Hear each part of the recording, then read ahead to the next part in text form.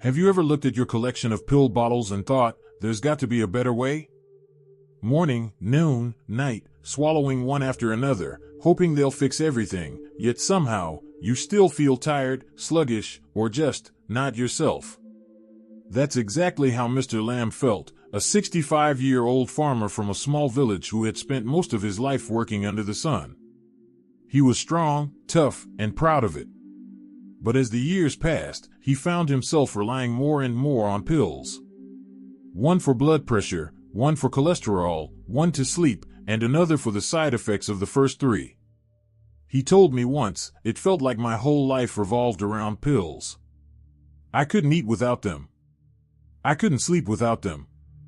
I even carried them into the fields like they were tools I needed to survive. But then something changed. One morning, after feeling dizzy and weak despite taking everything the doctor prescribed, he looked at those pills lined up on the table and said to himself, I don't want to live like this anymore. And instead of reaching for the bottles, he decided to do something different, something that didn't come from a pharmacy, but from the earth, from his habits, and from his heart. Now, before I go on, let me be clear, this isn't a story about rejecting doctors or medicine.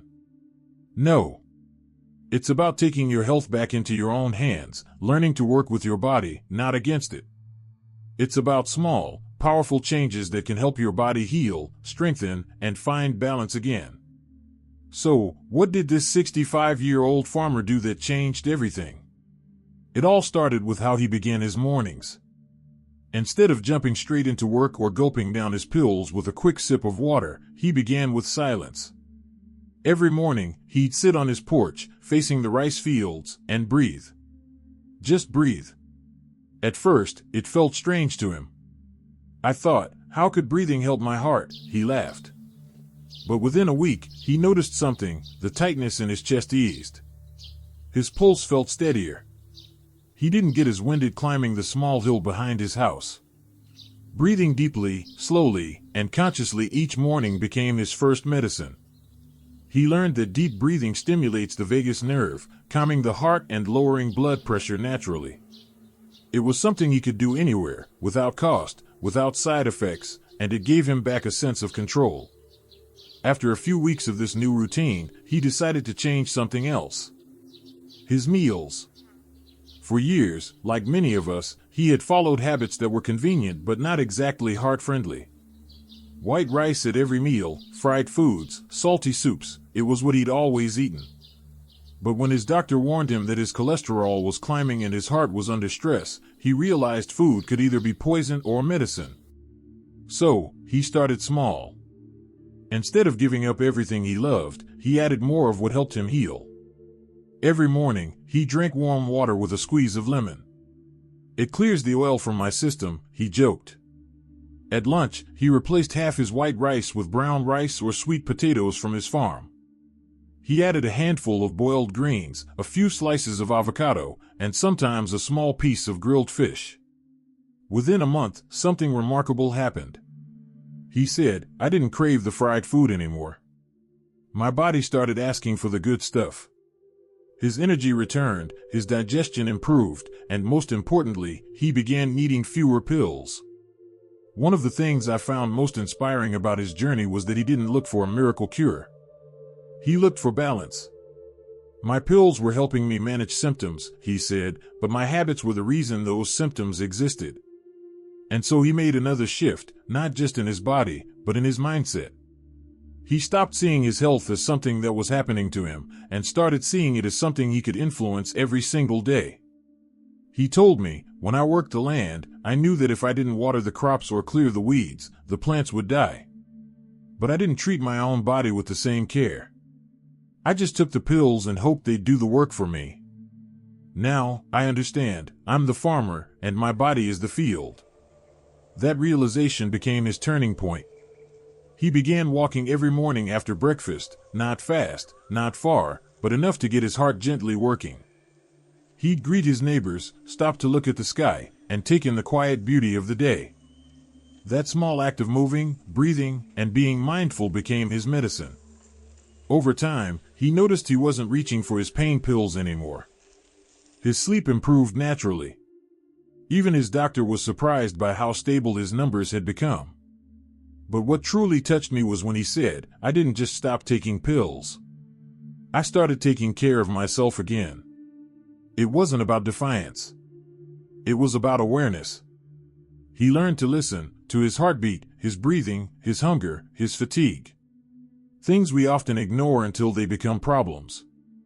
And that's where real healing begins. Now that we've heard how Mr. Lamb started changing his mornings and meals, it's time to go a little deeper, because his journey didn't stop there. The next part of his story reveals how he transformed his stress, strengthened his body, and reconnected with life in a way that made him feel younger at 65 than he did at 55. Watching and feel that these insights are meaningful. Please type number 2 in the comments to let me know you're still with me. And if you haven't subscribed yet, I warmly invite you to do so, and don't forget to turn on the bell, so you won't miss any of our upcoming videos designed to uplift, inform, and inspire. Your support truly means a lot. It's what keeps us going and allows us to continue sharing thoughtful, helpful content just for you. Now, let's continue this journey together. After changing his mornings and his meals, Mr. Lamb began to notice something else. His heart didn't just feel stronger, it felt calmer. For years, his chest had felt tight, like he was constantly bracing for something. But now, it was as if a weight had been lifted. Still, there was one thing left that he had to face: his stress. See, for most of his life, Mr. Lamb had lived under pressure. Working long hours in the heat, worrying about his crops, his family, and later, his health, it all built up inside him. He never talked about it, but that constant tension took a toll on his body. His doctor once told him that stress could be as harmful to the heart as smoking. But what do you do when life itself feels stressful? That's when he discovered something simple but powerful. Every afternoon, after finishing his work in the fields, he'd take a short rest, not to nap, but to sit quietly and think of 3 things he was grateful for. Some days, it was as small as the sound of the birds in the trees or the smile of his grandchild. Other days, it was something bigger, like the fact that his legs could still carry him across the fields. He said, "It sounds silly, but gratitude changed everything for me. I stopped focusing on what was wrong and started noticing what was right." Science actually backs this up. Gratitude lowers stress hormones and can even reduce inflammation in the body. But for him, it wasn't about science.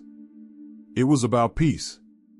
He told me one day, "My heart beats quieter now. I think it just needed me to slow down and listen." And he didn't stop there.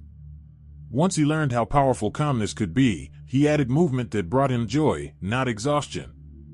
Before, he thought exercise meant heavy work or hard labor. But now, he understood that movement didn't have to hurt to heal. So he began practicing what he called gentle strength. Every morning, after his breathing and before breakfast, he'd do a few simple stretches. Nothing complicated, just raising his arms, bending his knees, rolling his shoulders. Some days, he'd walk along the riverbank, other days he'd sweep the yard or plant vegetables. It wasn't about burning calories, it was about staying alive and connected to his body. He laughed once and said, "When I was younger, I worked to make money. Now I move to make health." That change in attitude transformed him. His balance improved. His back pain faded. Even his posture straightened up. People in his village started asking what he was doing differently, and he'd simply say, "I stopped fighting my body and started helping it." And maybe that's the part we all forget as we get older. We think of our bodies as fragile or broken, but in truth, the body wants to heal. It's designed to recover if we give it the right tools: rest, movement, nourishment, and kindness. One of the most beautiful things I heard him say was this: "When I was young, I thought strength meant working hard. Now I know true strength means knowing when to rest." That realization helped him avoid one of the biggest mistakes many people make after 60, pushing themselves past their limits. He learned to listen to his body's signals. When he felt tired, he rested. When he felt stiff, he moved gently. When he felt sad, he'd take a walk and let nature lift his spirits. And nature became his best medicine. He started spending more time outdoors, not just for work but for his soul. Watching the sunrise, feeling the wind, listening to the rustle of bamboo, it all became part of his healing routine. He once told me, "The earth has energy. When I walk barefoot on the ground, it feels like I'm charging myself." Modern studies even suggest that grounding, the act of connecting your bare feet to the earth, can reduce inflammation and improve circulation. But for him, it was simpler than that. He said, "It just feels right. My heart feels steady when I'm close to the land." It was around this time that his doctor noticed something remarkable. His blood pressure had stabilized. His cholesterol had dropped. He was still taking a small dose of his medication, but far less than before. And for the first time in years, his doctor smiled and said, "Whatever you're doing, keep doing it." But what impressed me most wasn't his physical health. It was his spirit. He told me that for the first time in decades, he didn't feel like an old man counting his days. He felt alive. He said, "When I stopped chasing youth and started caring for myself as I am, I became stronger than ever." And that's something we can all learn from. It's not about turning back the clock, it's about living fully in the time we have now. He stopped taking pills for every little ache and pain because he no longer needed to. He replaced them with habits that supported his body naturally: clean eating, deep breathing, gentle movement, gratitude, and rest. But there was one more thing he did that truly completed his transformation, something that went beyond diet, movement, or medicine. It was about connection. Because as he found out, even if your body is healthy, your heart can't thrive in isolation. And what he discovered next changed not just his health, but his happiness. As the days passed, something beautiful began to happen. The man who once spent his afternoons alone on the porch watching the fields now found himself surrounded by laughter. You see, when his health began to improve, so did his spirit. He wasn't just living longer, he was living better. And that started with one simple thing: connection. Mr. Lamb realized that for years, his body had been strong, but his heart had been lonely. His children were grown and busy in the city, and though they called once in a while, the house often felt too quiet. The silence made his thoughts louder, and the more he thought, the more he worried about aging, about death, about being forgotten. But one day, he decided he'd had enough of that kind of thinking. He told me, "A heart doesn't just need blood. It needs warmth. It needs people." So he started small. Every morning, after his stretching and breakfast, he began visiting the local market, not to buy much, but to talk. He'd share stories with old friends, tease the younger vendors, and sometimes, just sit and listen. Those conversations, those smiles, they did more for him than any pill ever could. He also started inviting neighbors over for tea. He said, "When you share tea, you share life." And it was true. Those quiet chats turned into laughter, and laughter turned into healing. Studies show that social connection can lower blood pressure, improve immunity, and even extend lifespan. But he didn't know about the studies, he just felt it in his bones. He even began teaching the neighborhood children how to plant vegetables. Watching their curious hands dig into the soil reminded him of his youth. He said, "When you teach, you stay young." And maybe that's the secret no doctor writes on a prescription: when you give your time, your heart grows stronger. Still, connection wasn't just about people. It was also about purpose. After decades of hard work, retirement had left him feeling aimless for a while. But once he started seeing his daily habits as part of something bigger, caring for his land, his family, his health, everything changed. He no longer saw old age as an ending, but as a new chapter. He once said, "When I stopped thinking life was slowing down and started seeing it as deepening, everything felt lighter." He didn't need grand goals or big plans. His purpose came from simple things: tending to his plants, feeding the birds, helping a neighbor repair a fence, or just calling his daughter to tell her a joke. He said, "The heart stays young when it keeps loving something." And you could see it in him. His steps were slower, but steady. His eyes softer, but brighter. The man who once relied on pills to get through the day now relied on joy, gratitude, and purpose. He once told me about the day he realized he no longer feared his heart. He was sitting under the old tamarind tree, watching the sunset.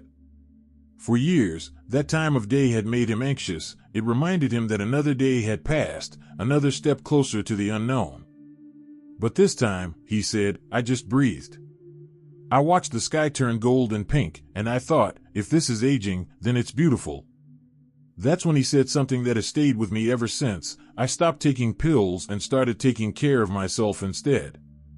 Now, that doesn't mean he threw away his medicine. He still listened to his doctor. But he learned something even more powerful, that pills can't fix what a broken lifestyle creates. They can help, yes, but true healing begins with how you live, how you breathe, how you connect. He found that when you treat your body with kindness, it responds. When you move with care, eat with awareness, rest without guilt, and love without fear, your body remembers how to heal. And maybe that's the message we all need to hear, especially as we get older. Aging isn't a punishment, it's a privilege. It's a chance to live wiser, to slow down, to appreciate the beauty of ordinary days. So, if you've been feeling tired, or if your heart feels heavy, maybe it's time to take a step back, just like he did. Ask yourself, what does my body really need right now?